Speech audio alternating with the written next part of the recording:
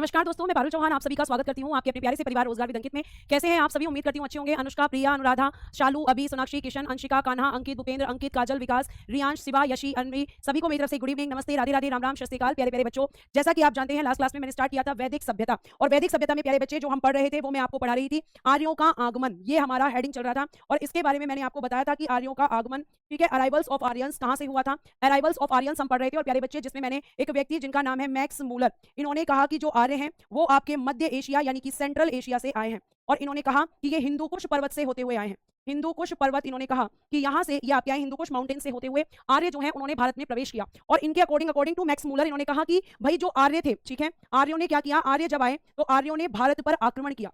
ठीक है, आक्रमण मतलब अटैक ऑन इंडिया। किसने किया? तो आप कहेंगे आर्यंस ने। जो आर्य यहाँ पर आए इन्होंने क्या किया, अटैक किया, और अटैक कहाँ पर किया? भारत में। और इनके जो राजा थे या इनका जो किंग था, ठीक है, वो कौन था? तो वो था राजा सुदास। ठीक है, राजा सुदास। और दूसरी तरफ, क्योंकि भाई भारत में आक्रमण होगा तो दूसरी तरफ कौन था? तो आप कहेंगे कि मैम दूसरी तरफ थे यहाँ पे आपके 10 राजा, यानी कि द्रविड़ थे ये लोग। ठीक है, द्रविड़ वर्ड किसके लिए यूज हुआ है? भारतीय के लिए। द्रविड़ मतलब काले और आर्य मतलब गोरे, कि द्रविड़ लोग आपके 10 राजा आपके यहाँ पर थे। और प्यारे बच्चे इस युद्ध को हम क्या कहते हैं? दसराज्य युद्ध कहते हैं। दसराज्य युद्ध कहते हैं। और ये जो 10 राजा थे इनके सैन्य सलाहकार कौन थे? इनके आपके मिलिट्री एडवाइजर कौन थे? क्वेश्चन पूछा जाता है और प्रीवियस ईयर में बच्चे पूछा भी गया है मिलिट्री एडवाइजर। तो आप कहेंगे कि मिलिट्री एडवाइजर थे यहाँ पर विश्वामित्र जी, गुरु विश्वामित्र जी यहाँ पर आपके मिलिट्री एडवाइजर थे। लेकिन इसके बाद भी हम बात करते हैं, ये केवल और केवल मैं आपका रिवीजन करवा रही हूँ, इसके बाद भी क्या हुआ? इसके बाद आप लिखेंगे कि इनकी जीत हुई थी। ठीक है, और प्यारे बच्चे इनकी हार हो गई थी। और ये दसराज्य युद्ध जो है वो कौन सी नदी के किनारे हुआ था? नदी मतलब रिवर, ये क्वेश्चन पूछा जाता है। तो परुष्णी यानी रावी नदी जिसको आज आप कहते हैं, इस नदी के किनारे हुआ था। और दसराज्य युद्ध का वर्णन, इसका वर्णन ऋग्वेद के 7वें मंडल में है। ऋग्वेद के 7वें मंडल में ये क्वेश्चंस आपके बनते हैं कि दसराज्य युद्ध किस नदी के किनारे हुआ था।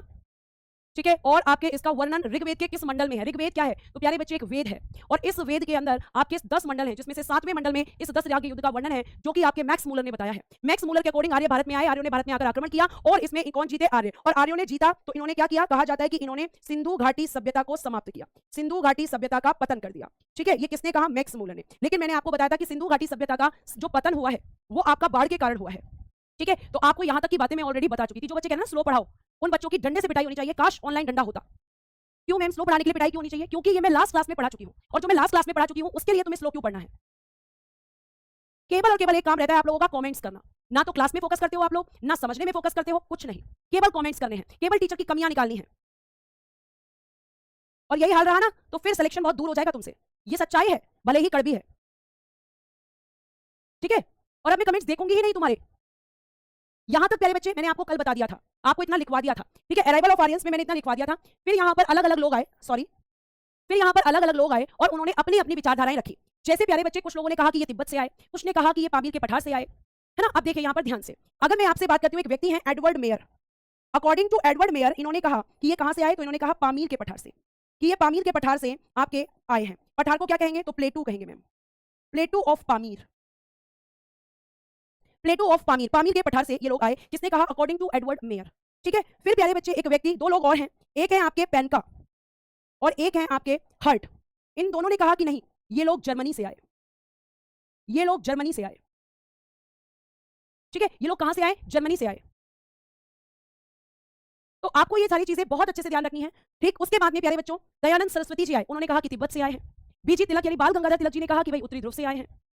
तो अलग अलग लोगों ने अलग अलग जगह बताई। तो मैम आखिर ये कहां से आए थे? तो बेटा जी मैक्स मूलर ने जो बोला ना कि ये सेंट्रल एशिया से आए थे, इसको ही सबसे ज्यादा वैलिड माना जाता है कि आर्य जो हैं वो कहां से आए। तो आप कहोगे कि मैम आर्य जो हैं वो हमारे मध्य एशिया यानी सेंट्रल एशिया से आए अकॉर्डिंग टू मैक्स मूलर, और ये सबसे ज्यादा माना जाता है। ठीक है, प्लेटू क्या है, पठार क्या है, ज्योग्राफी में पढ़ना, सब हिस्ट्री में थोड़ी पढ़ोगे। ठीक है, तो अलग अलग लोगों ने अलग अलग विचारधाराएं अपनी अपनी दी हैं। उसके बाद बच्चे अगर हम बात करते हैं तो फिर मैं आपको, जैसे एक व्यक्ति हैं आपके दयानंद सरस्वती जी, स्वामी दयानंद सरस्वती जी, इन्होंने कहा कि आर्य जो हैं वो तिब्बत से आए हैं। कहां से बताया इन्होंने? तिब्बत से। फिर एक व्यक्ति है गाइल्स, गाइल्स ने कहा कि ये लोग हंगरी से आए हैं। अलग अलग लोगों ने अलग अलग बातें कही हैं। फिर बाल गंगाधर तिलक जी, बाल गंगाधर तिलक जी, इन्होंने कहा कि आर्य जो हैं उत्तरी ध्रुव से आए हैं, यानी नॉर्थ पोल। इन्होंने कहा नॉर्थ पोल, ये इन्होंने कहा। ठीक है, तो आप कहोगे अलग अलग बातें हैं, अलग अलग विचार हैं, तो हम क्या माने? तो बेटा मध्य एशिया, क्योंकि सबसे ज्यादा वैलिड वही है।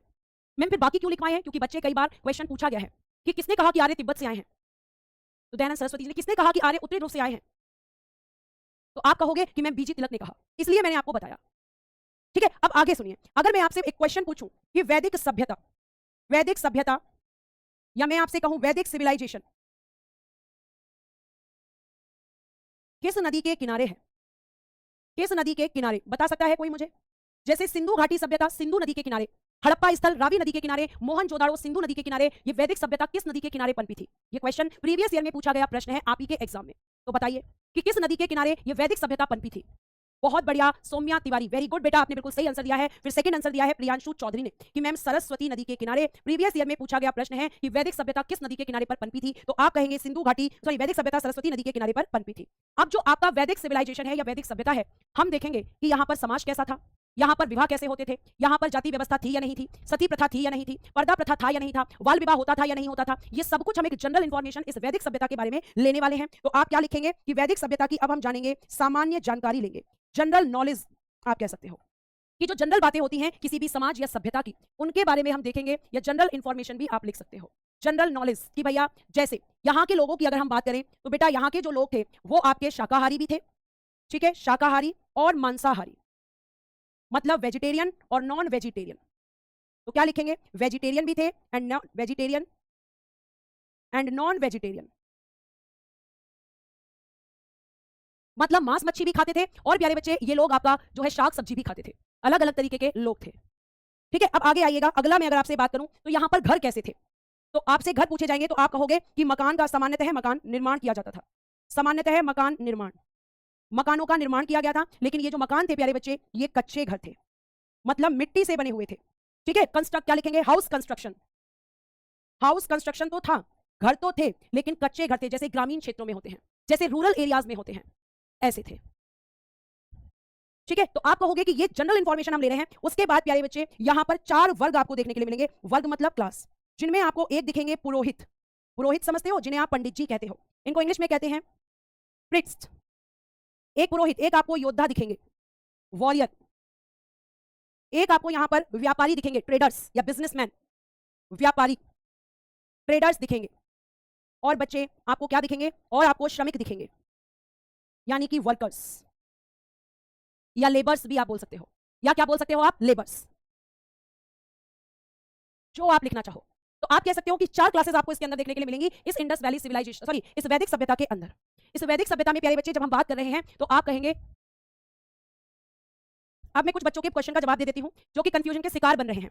बेटा कच्चे घर का मतलब यह नहीं होता है कि वो टोटल आपका मिट्टी से बना है, कच्चे घर का मतलब होता है कि वो सीमेंटेड नहीं था, कच्चे घर बने हुए थे, ग्रामीण सभ्यता थी, ग्रामीण समाज था, मतलब जो ईंटें थी उसमें सीमेंट का यूज ना करके मिट्टी का यूज किया जाता था। ठीक है, तो आप ये बहुत अच्छे से ध्यान रखेंगे कि 4 कैटेगरीज, 4 वर्ग आपको यहां देखने के लिए मिलते हैं। और प्यारे प्यारे बच्चों, अगर हम बात करते हैं तो जो आपके आर्य हैं, इन आर्यों के बारे में एक चीज और ध्यान रखिएगा कि इतना आपने लिख लिया होगा, और अगर मैं आगे की तरफ आपसे बात करती हूं तो एक क्वेश्चन आपसे पूछा जाएगा, इस सभ्यता के पतन का कारण क्या था? मैं स्टार्टिंग में ही आपको लिखवा रही हूं, रीजन ऑफ डिक्लाइन क्या था? रीजन ऑफ डिक्लाइन समझिएगा। फर्स्ट लिखिएगा जलवायु परिवर्तन, क्लाइमेट चेंज, क्लाइमेट चेंज। अभी एक एक पॉइंट समझाऊंगी, पहले लिख दीजिएगा। रीजन ऑफ डिक्लाइन, इस सभ्यता यानी वैदिक सभ्यता के पतन का कारण आपको बताने जा रही हूं, जिसमें पहला लिखेंगे जलवायु परिवर्तन, दूसरा लिखेंगे सामाजिक अस्थिरता, सामाजिक अस्थिरता, सोशल इनस्टेबिलिटी, सोशल इनस्टेबिलिटी। ठीक है, तीसरा कारण आप लिखेंगे व्यापार में कमी, डिक्लाइन, एक मिनट, व्यापार में कमी, डिक्लाइन इन ट्रेड, बाहरी आक्रमण, बाहरी आक्रमण, एक्सटर्नल एग्रेशन,